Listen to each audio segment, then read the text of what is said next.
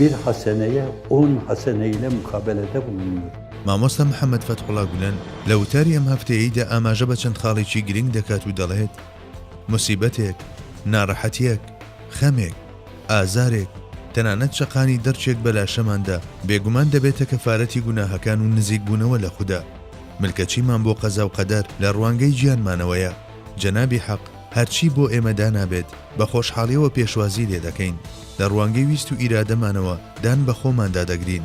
لە بەرامبەر ئەو شتانەی ڕوو لە ئیرادەمان دەکەن هەتا کۆتا خاڵی ئیرادەمان لە بەرامبەری دەوەستین. هەرچی لای ئەوەوە بێت هەوڵ دەدەین بە ڕەزامەندیەوە پێشوازی لێ بکەین. لەم بابەتەدا پێشوازیکردن لەو شتانەی لەلایەن ئەوەوە دێن بە عیبادەت ئەژمار دەکرێت. لە ڕوانگەی ڕوبەڕووبوونەوەی شتە نەرێنیەکانەوە ئەمە بابەتێکی زۆر گرنگە و دەبنە هۆکاری نزیک بوونەوە. جەنابی حەق بە گوێرەی ڕادەی ئیخلاس و دڵسۆزی کارەکانمان بە گوێرەی ئەو شتانەی بەرگەی دەگرین پاداشتمان دەداتەوە. ئیدی لە بەرامبەر بەڵاو موسیبەت دابێت یاخود لە بەرامبەر ئەرچی عیبادەت و گوێڕایەڵی فەرمانەکانی خۆی دابێت یان لە بەرامبەر شتانێکی تردا دەتوانن لە ڕوانگەی جۆرەکانی ئارامگریەوە لە بابەتەکە بڕوانن. واتە دام بە خۆداگرتن لە بەرامبەر گوناهەکاندا یاخود دام بە خۆداگرتنی مرۆڤەکانی ئەمڕۆمان کە بە لێزمە و شەستە بەڵام موسیبەتیان بەسەر دەبارێت. زۆرێک لەو مرۆڤە بێگوناهانەی خۆشتان دەویستن لەناو حەسرەت و هیجراندا وەفاتیان کرد. نەشمان توانی لە مەراسیمی بە خاک سپاردنیان ئامادە بین. لە دووری دەیان 1000 کیلۆمەترەوە بە نوێژی جەنازەی غیابی بەڕێمانکردن. بەڵام هەرگیز بەردمان نەگرتە قەدەر. گەرچی وتنی ئەمانە دروست نییە، بەڵام بە نیسبەت براکانی خۆمەوە کە لە هەمان کاتدا هاوڕێی منداڵیمە و پێکەوە دەستی یەکمان دەگرت و ڕامان دەکرد. هەروها خەزوری یەکێک لە هاوڕێکانی ئێوەیە لێرە. ئەو کەسە لە منداڵیدا پێکەوە یاریمان دەکرد. نەمتوانی لە کاتی هەڵگرتنی جەنازەکەیدا ئامادە بم. نەمتوانی بڕۆم. زوڵمی وەها گەورە ئەنجام دەدرێت لە هیچ یاسا و ڕێسایەکدا نییە و هیچ بنەمایەکی دروستی نییە. بەڵام ڕەزامەندی بەرامبەر قەدەری خوددا نابێت لەسەر شێوازی بێ هەڵوێستی بێت. لە دڵتدا هەست بە ئازار و ناسۆرەکەی دەکەیت، بەڵام ئارامی لەسەر دەگریت. حەقی ئیرادەی خۆت دەدەیت و دەڵێیت هەزاران حەمد و سەنا لەسەر هەموو حاڵێکمان جگە لە حاڵی کوفر و گومڕایی. بەڵام ئەوەی لەسەر شانی مرۆڤە ئەوەیە لە بەرامبەر تەواوی ئەمانەدا پارێزگاری لە مرۆڤایەتی خۆی بکات. پێویستە بڵێت من مرۆڤم و بە گوێرەی یاسای وەڵامدانەوەی زاڵمان بە چەشنی خۆیان وەڵامی ئەمانە نادەمەوە. ئەوان بە گوێرەی کەسایەتی خۆیان مامەڵە دەکەن بێ ئەوەی گوێ بە حەق و حقوق بدەن. هەرچی کاری شەیتانیە کە دێت بە عەقڵیاندا ئەنجامی دەدەن. ئەوە لە بیر مەکە.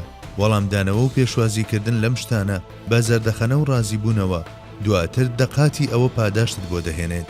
بێدەنجی کەسی ئیماندار دەبێت بیرکردنەوە و قسەکردنیشی دەبێت حیکمت بێت. سەمت لە فەرهەنگدا بەواتای ئەوە دێ کە قسە نەکەیت و بێدەنجی هەڵبژێریت.